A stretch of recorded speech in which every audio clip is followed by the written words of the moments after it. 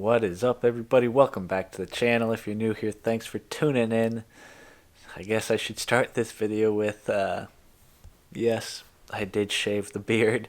Back to my 12-year-old or 13-year-old self. All jokes aside, I got challenged to a coronavirus beard growing contest, and so I had to start from scratch and shave it all off, which was kind of weird for me because I hadn't shaved my beard in I don't know, like 4 years. So this is the first time actually seeing my face in quite a while.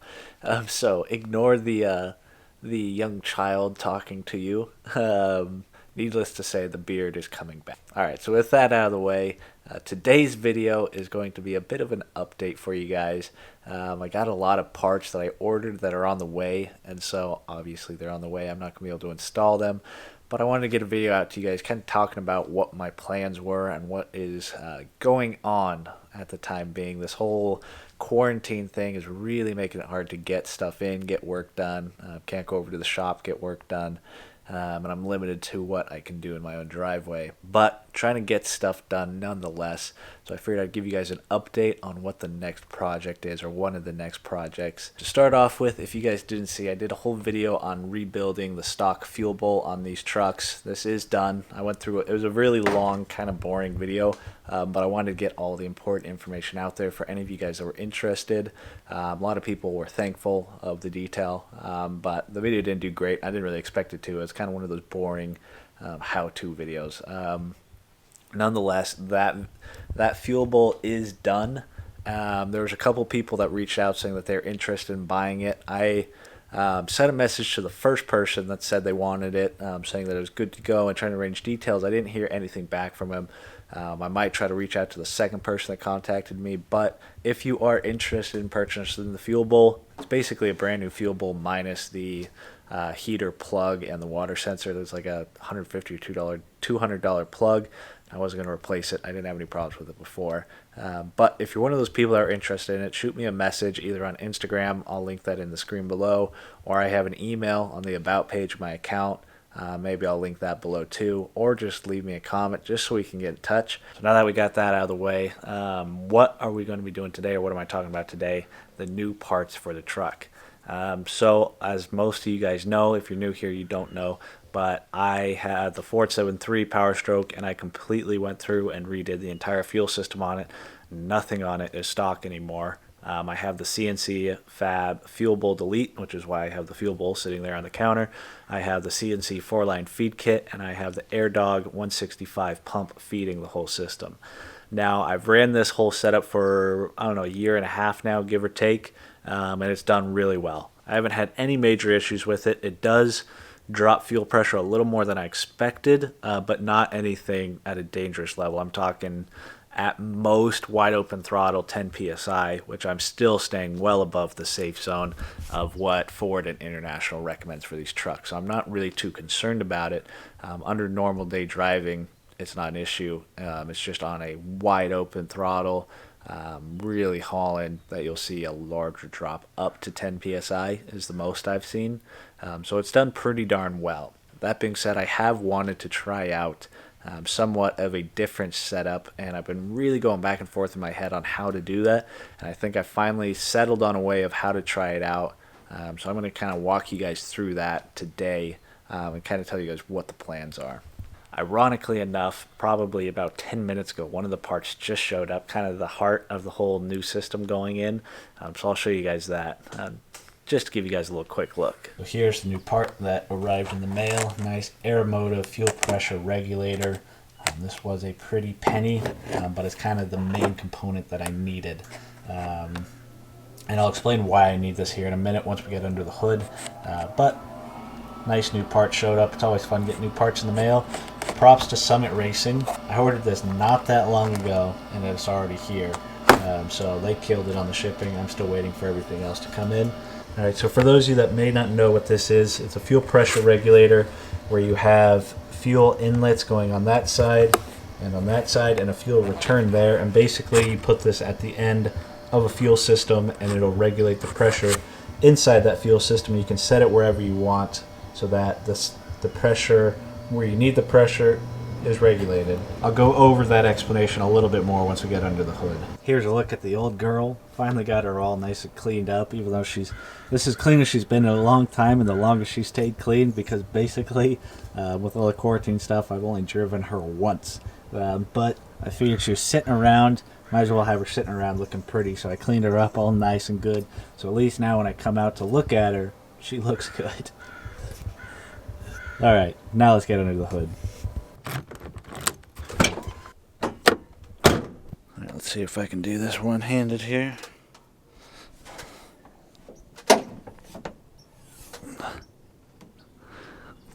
There we go. Alright. Let's see if I can walk you through the current fuel system on the truck in a brief explanation. Don't mind how dirty it is. I need to clean up these pipes a little bit more. Like I said, I replaced my entire fuel system from the tank forward with aftermarket stuff. I have a whole video series on it, but it is one of my earlier video series, so it's not great. But if you want to go check it out, go check it out. I'll link it on the screen somewhere. But basically the essentials of it are, I have a GNR sump on the bottom of my fuel tank. That runs to an AirDog pump, which I have mounted to my fuel or my frame rail back there underneath the bed. And then from there, the AirDog runs a feed line, which is this 1/2-inch feed line you see coming up here into the center of the valley. And then that goes to the CNC fuel block, which is that blue thing you see down there.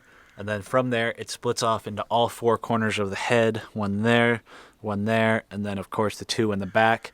And that's why it's called a 4-line feed kit, because it feeds 4 lines to the 4 different corners of the head. So that's different than the standard Super Duty fuel system, where it is dead-headed, where it feeds 1 line back to there. God, this stupid crow is driving me insane. Ignore the bird. I want to shoot that thing. But yeah, so that's the fuel system I have in it right now. And like I said, it's worked very, very well. But unlike most aftermarket fuel systems for these trucks, this is not a regulated return system.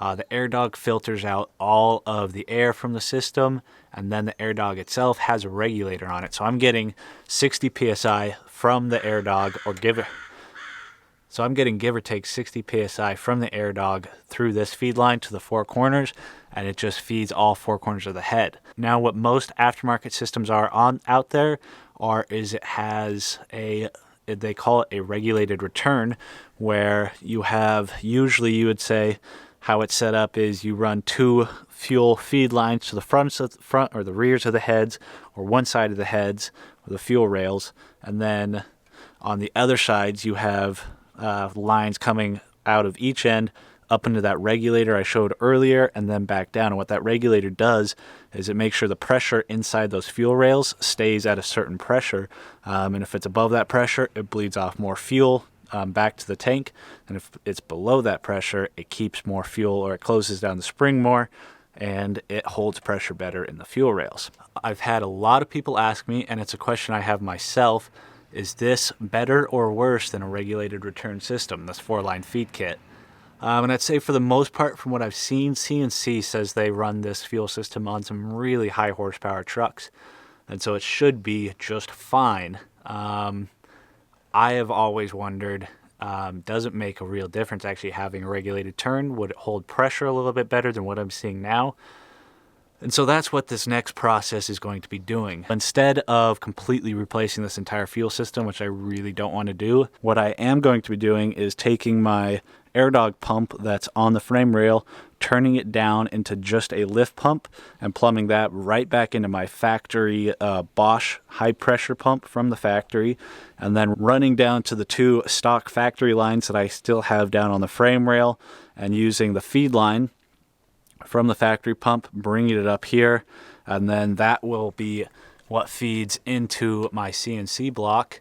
And then from the CNC block, we'll send fuel back to the back 2 corners of the fuel rails. And then with that regulator you saw, I'll be taking a line from that head and that head, bringing it up into the regulator, and then returning it back down to the return line back on the frame rail. So thankfully, I actually left all that stuff on the frame rail, basically just capped it off and let it be. So it's kind of serving in my favor now that I have it. It's going to be a lot like the factory system, and I want to see how well that Bosch pump holds up pressure with a lift pump behind it, helping it out. I think it'll do pretty good, but honestly, I don't know. You guys are going to learn along with me. But that's what the regulator you guys saw is it'll be getting mounted up here somewhere, have the lines coming from each head up to it. And so it'll be a little bit of figuring out on how to do it. I think I have it all figured out. But it's kind of one of those things that you learn as you go. I think I have it figured out, and I think I have all the right fittings and attachments I need that are going to be, well, I don't have them yet, but they should be on their way to do all of this. And I'm really interested to see how this report performs. But yeah, so that's kind of the gist of the changes we're going to make into the fuel system. I know a lot of people have asked me, like I said, is the 4-line feed kit better than a regulated return? And honestly, I don't know. So we're going to find out. Maybe the regulated return will hold pressure a lot better. If it does work better, I will probably leave it just as it is with the new setup. I ordered some pretty high quality parts, so it should last a long time, look clean. And if it doesn't work better, then I always have the opportunity to go back to just how it was as it sits right now. One last update in the engine bay, I guess, is if you guys don't follow me on Instagram, you wouldn't have seen this. I didn't do a video on it, but I did clean up a good amount of the wiring and loom up a bunch of the wiring. I'm sure most of you guys didn't even notice this, but got all the wiring loom run for the 2 sensors and then cleaned it back over there where, if you remember, that was just a pile of wiring for the sensors, and got it all cleaned up. It's still not perfect by any means, but it's a lot better. It was just kind of one of those little things that helps clean up the engine bay a little bit, and it's something that had been pestering me and that I was meaning to do for quite a while. So there you guys go. That's kind of a look at what I'm thinking about doing to the truck. Like I said, I think I have all the parts I need on the way, so hopefully we'll be able to start tearing into this and rerouting everything and doing it in the new way. I'll go through the whole process as I'm doing it and show you guys what I'm doing. Even though I didn't have a whole lot to show or share, I wanted to get an update, get a video out to you guys, keep you guys entertained and keep you guys involved in what's going on with the truck. Like I said, I haven't had any issues from the CNC fabrication system or the AirDog pump.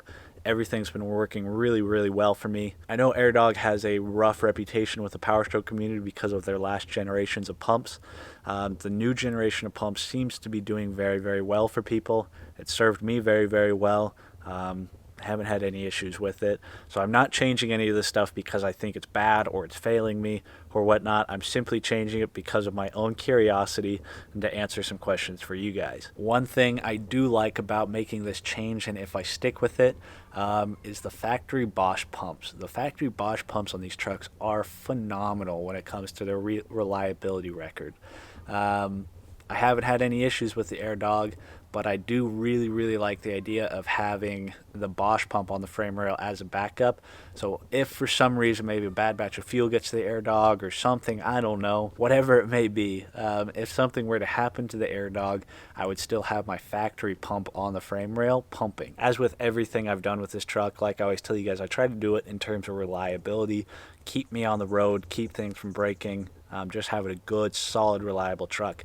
And so to be able to have 2 really, really good pumps on the frame rail, if one fails, I still have the other, and I could limp it back to wherever I need to. So it's kind of a win-win in my eyes. Of dropping the pressure down on the AirDog is going to make its life a million times easier. It's hardly going to be working at all, pushing at 20 to 30 psi. And on top of that, having that 20 to 30 psi lift pump feeding into the factory Bosch pump is going to make the factory Bosch pumps the life a heck of a lot easier as well. I think it could be a really solid system. I don't know what pressures these factory Bosch pumps are capable of sustaining. I know a lot of people have pressure drops once they put bigger injectors on these Bosch pumps, but those people aren't running lift pumps on their trucks feeding the factory Bosch pump. So the factory pump has to pull the fuel all the way out of the tank and then push it into the high pressure system instead of getting fed as much fuel as it needs. So I'm thinking my mindset would be having that setup would be a really, really solid, reliable system where both pumps are working at half time basically and doing really, really well. Now the pump I do have on the truck, from what I know, it is a factory pump and probably has 130,000 miles on it, so maybe the pressures will be low and the pump's a little more worn out, but I think it should be all right. Just another thing we'll see.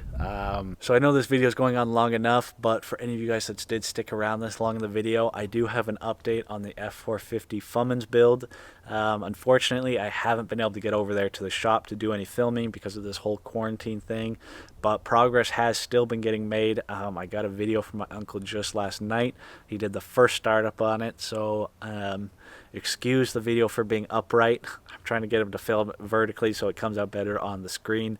But nonetheless, got the first fire up on the Cummins last night, mounted in the truck, and it sounds really, really good. It's really peppy, starts up really quick. It sounds like a beast. For any of you guys that love the sound of 7.3s, to me, I love the sound of the 7.3, but nothing beats an inline-six diesel engine. So if you guys made it this far in the video, I'll give you a little bit of a treat and let you guys get a sneak peek at that first startup video. Let me know what you guys think.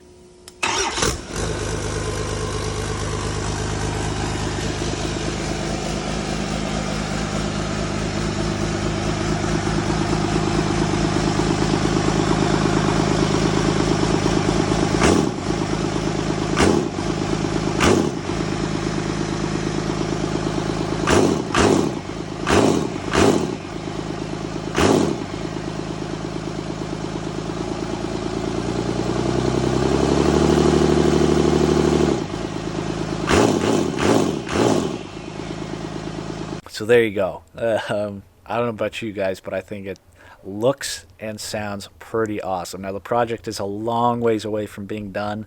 That was basically just making sure the engine and everything is in good working order before we really start buttoning everything back up. So I'm hoping to be able to get back over there at some point in the near future and do a real good in-depth video of everything that's gone down and what's coming next. But you got to work with the cards you dealt. Right now I can't get over there, so we're doing what we can. Like I said, if you guys made it this far in the video, thank you guys very much. I appreciate it. I know it wasn't the most exciting one, but I wanted to get something out to you guys, give you guys an update on what's going on. If you guys have any questions about the stuff I'm doing, leave them down below and I'll try to answer them the best I can. If you guys like the video, leave it a thumbs up. All of your guys' interaction helps the channel grow. I just hit 5,000 subscribers, which is absolutely awesome. I'm working on maybe doing some sort of a giveaway or something. That's in the works. I don't know yet, but I wanted to thank you guys. So either way, thank you guys very much for following. If you're not subscribed yet, I encourage you to hit the subscribe button so you don't miss out. I'll catch you guys on the next video.